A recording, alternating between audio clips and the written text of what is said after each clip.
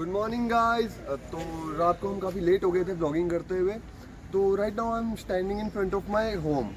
तो basically hostel number 2। तो आज हमारी यहाँ खुली थी काफ़ी बड़ी पार्टी के प्रेसिडेंशियल कैंडिडेट से। तो उन्होंने मुझे कॉल किया था और मुझसे मिलना चाहते हैं वो बेसिकली। और एक और हम प्रेसिडेंशियल कैंडिडेट से मिलेंगे जिनका काफ़ी बड़ी पार्टी है। और आज हम उनसे बात करेंगे कि इलेक्शन का कैसा सिनेरियो चल रहा है। संडे है और डेली ब्लॉग का हमारा सेकंड एपिसोड है। तो चलिए चलते हैं। तो गाइज अभी हम आ चुके हैं गेस्ट हाउस पे। पंजाब यूनिवर्सिटी का ये गेस्ट हाउस है। तो यहाँ पे सभी प्रेसिडेंशियल कैंडिडेट्स की पीयू पल्स के पेज पे डिबेट चल रही है। तो उसी पे हम इधर मिलने आए, देखने आए कि क्या चल रहा है इधर। तो हम आपको बताएंगे कैसे डिबेट चलती है पंजाब यूनिवर्सिटी के प्रेसिडेंशियल कैंडिडेट्स की, और कैसा चल रहा है पीयू इलेक्शंस के वीक का, पीयू इलेक्शन वीक का। तो वो बताएंगे हम। चलिए चलते हैं।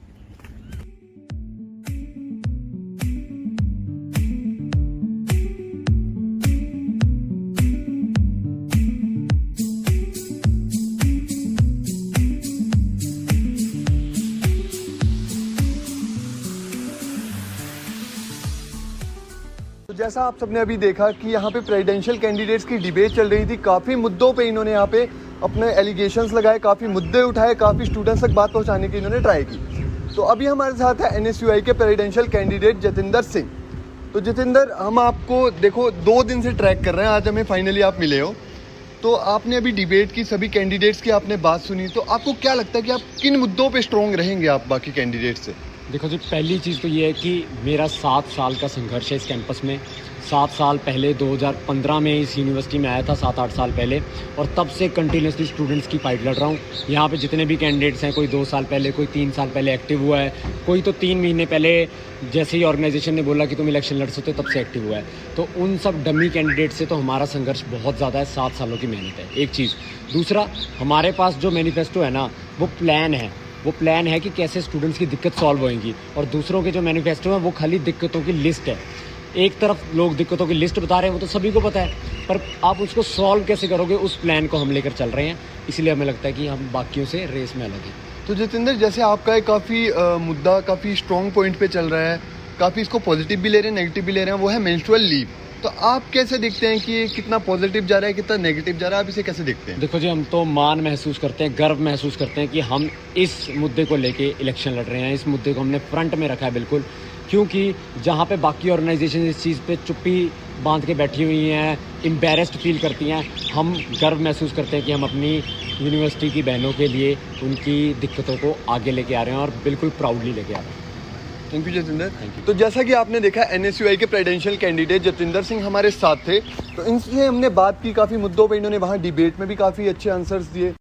तो आफ्टर जतिंदर अब हमारे साथ हैं युवराज सोई, पार्टी के प्रेसिडेंशियल कैंडिडेट। अब हम इनसे बात करेंगे कि इन्होंने डिबेट में कैसा और क्या जवाब दिए, क्या एलिगेशन से बचे, क्या दूसरों पे एलिगेशंस लगाए, क्या अपने मुद्दे उठाए। तो चलिए। हेलो युवराज। हेलो भाई, कैसे हो? बढ़िया। तो आपने अभी डिबेट की, सबकी बातें सुनी, सबके मुद्दे सुने। तो आपको क्या लगता है कि स्टूडेंट इस बार कौन से मुद्दे को ज़्यादा सीरियसली लेंगे? सभी पार्टी से अपना अपना मुद्दा लेके आएंगे। ये कि आप सारी डिबेट में उन्होंने अच्छे से की, बट मेन मुद्दा ये है मेरा और सारे यूनिवर्सिटी का भी, सारे स्टूडेंट्स का भी होना चाहिए कि सारी पार्टीज आएंगे, पूरा पैनल क्यों नहीं लेके आ रही। हमारा एक ही है कि पूरा पैनल क्यों नहीं लेके आ रही, वो अपने बीच में 0 की लेके आ रही हैं। मैं इस बार युवराज प्रेसिडेंट की पोस्ट पे कंटेस्ट कर रहा हूँ SUI पार्टी की तरफ से, और हमारा अलाइंस HPSU, INSO और सोई का पूरा पैनल लेके आ रहा है। 9122 हमारा पैनल कोड है, ठीक है। सारे स्टूडेंट से एक अपील है, वोट डालने ज़रूर आना, और साथ में जो भी पार्टीज़ आपके पास वोट मांगने आएंगी उन्हें पूछना कि आप अपने पैनल कोड में 0 क्यों लेके आ रहे हो, आप उसमें के लिए हमें प्रॉपर रिप्रेजेंटेशन क्यों नहीं प्रोवाइड करवा रहे। ये थे हमारे साथ SUI पार्टी के प्रेसिडेंशियल कैंडिडेट युवराज। तो हमने इनसे काफ़ी मुद्दों पे बात की, अभी भारी एलिगेशंस भी लगाए गए हैं। तो अब हम दूसरे प्रेसिडेंशियल कैंडिडेट से बात करेंगे। तो चलिए चलते हैं। तो गाइस, जैसे कि आपने देखा कि हमने अभी 2 पार्टीज़ के प्रेसिडेंशियल कैंडिडेट से बात की है। तो इनको पहले तो ट्रैक करना बहुत मुश्किल था, और 1.5 घंटा इनका हमने यहाँ पे डिबेट में वेट किया, तब जाके ये 2 प्रेसिडेंशियल कैंडिडेट्स हमें मिले हैं। अभी हम और भी बात करेंगे, और भी जानना चाहेंगे, और पार्टीज़ के मुद्दे आप तक पहुँचाएंगे। तो चलिए, अभी इनकी शुरुआत है, तो अभी हम और मुद्दों पे बात करेंगे। तो चलिए चलते हैं।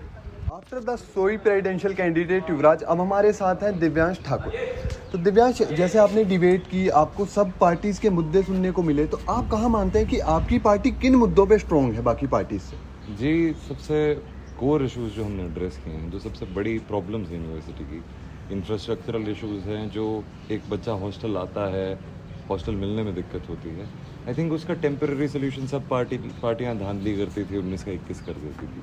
हमने उसका परमानेंट फिक्स किया है, एक उसकी प्रोसेस को ट्रांसपेरेंट किया है, सारी एलोकेशन को। दूसरा एक परमानेंट फिक्स है कि हम हॉस्टल्स के लिए फंडिंग ऑन ग्राउंड लेके आए हैं। तो बाकी तो सिर्फ एलिगेशन खेल रहे हैं सर। तो जैसे आपने एलिगेशंस की बात की है, तो सारी पार्टीज आप पे एलिगेशंस लगा रही है, आप कहाँ तक जायज़ मानते जी हैं? ऐसा है, we are the defending champions, we were already sitting in the council, so we have got to go a few rounds.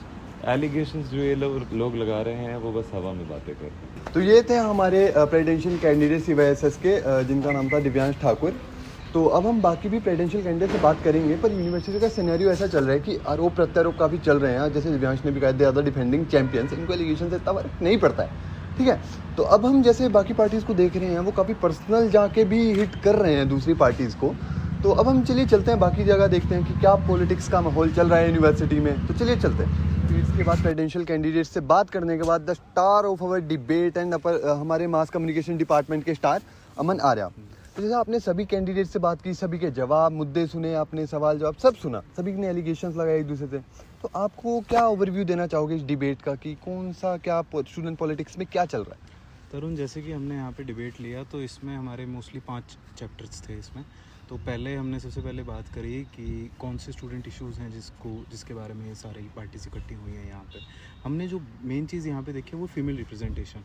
इस बार के जो इलेक्शंस हैं हमारे, उसमें 9 कैंडिडेट्स हैं और उसमें से 8 पार्टीज़ के साथ एसोसिएटेड हैं और एक है जो इंडिपेंडेंट है। लेकिन फीमेल रिप्रेजेंटेशन सिर्फ एक कैंडिडेट की है, जो कि है मनिका PSU विलकार से। वो भी हमारे डिपार्टमेंट से ही थी, ठीक है। तो इस डिबेट से जो मैंने समझा वो यही है कि एलिगेशंस चल रहे हैं कि जैसे CYSS जो लास्ट टाइम रूलिंग थी वो कई चीज़ें एक्सेप्ट नहीं कर रही हैं, और मैनिफेस्टो हमने उनको दिखाया कि वो पुराने उनका पिछले साल वाला है कि आप इसमें से आप टिक करके बताइए कि आप जो 90% का क्लेम करते हैं वो कहाँ तक सच है। तो उसमें वो 19 पॉइंट्स में से लगभग सिर्फ 10 पॉइंट्स जो हैं वो टिक कर पाए। तो इस पर बाकी पार्टियाँ भी भड़क गई। तो आरोप प्रत्यारोप का एक सिलसिला चल रहा है, बाकी जो रिजल्ट है वो तो इलेक्शंस के बाद ही पता लगेगा। तो अभी ये काफ़ी यूनिवर्सिटी में मुद्दा प्रचलित है, जैसे कि एक ट्रांसजेंडर्स के ऊपर, ठीक है। तो क्या किसी पार्टी ने इस बारे में बात की है आपसे? नहीं, ट्रांसजेंडर को लेके कोई ऐसी बातचीत यहाँ पे नहीं हो पाई है, किसी भी पार्टी के थ्रू नहीं हुई है, ऐसा मतलब किसी ने भी मुद्दा नहीं उठाया इसका। तो थैंक यू अमन। तो ये थे हमारे साथ अमन आर्या, जिन्होंने पूरी डिबेट कंडक्ट कराई, सारे सवाल जवाब इन्होंने पूछे। तो अभी हमने इनसे बात की है, तो अभी हम और दिखाएंगे यूनिवर्सिटी में पॉलिटिक्स का क्या चल रहा है, क्या सिनेरियो चल रहा है। तो चलिए चलते हैं।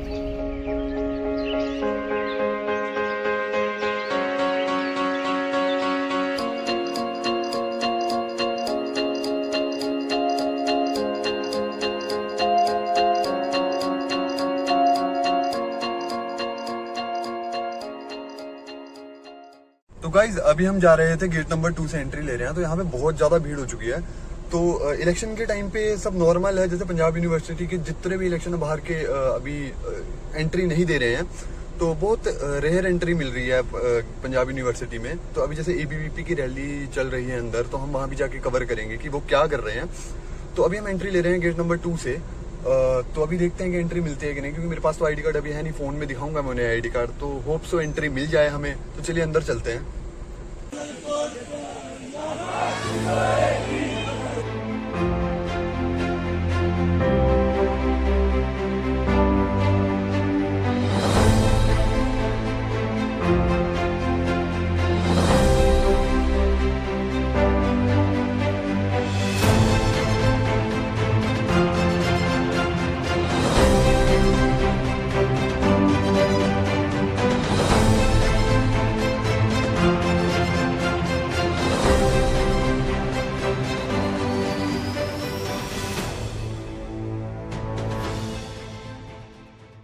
तो सभी पार्टीज़ के प्रेसिडेंशियल कैंडिडेट से बात करने के बाद अब हम आ चुके हैं ABVP के प्रेसिडेंशियल कैंडिडेट, जिनका नाम है राकेश देशवाल। तो अब हम इनसे बात करेंगे। तो hello Rakesh sir. Hello sir, जैसे आज आपने डिबेट की थी वहाँ पे, तो मैं भी वहीं पे था। तो काफ़ी आरोप प्रत्यारोप लगे वहाँ पे, सबने आपकी पार्टी को भी घेरा फार्मर प्रोटेस्ट पे। तो आप इस बारे में क्या कहना चाहेंगे कि फार्मर प्रोटेस्ट पे बार बार ABVP को घेरा जाता है?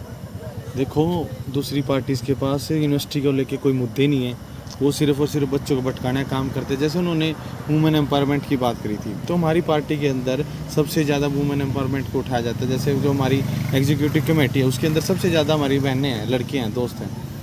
और 24/7 हॉस्टल के लिए AVP ने ही प्रोटेस्ट करके खुलवाया था। तो दोस्तों ये सिर्फ और सिर्फ भगाने का काम करते हैं। लेकिन मैं आपको बता दूं कि मैं फार्मर प्रोटेस्ट में डे 1 से था। देखो मैं किसान का बेटा हूं, किसान की ही आवाज़ बुलंद करता हूं हमेशा, और हमेशा करता रहूँगा। देखो जहाँ से हम उठ के आए हैं ना, उसको हम कभी भूल नहीं सकते, ठीक है। तो मैं किसानों के हक में हूँ, और मैंने जब मेरे को टिकट मिली थी, जब मेरा नाम अनाउंस हुआ, तो मैंने तब भी एक नारा दिया था कि जय जवान जय किसान। मैं उसी के साथ अपना चुनाव लड़ा। तो ये था गाइस हमारा second episode of PU elections.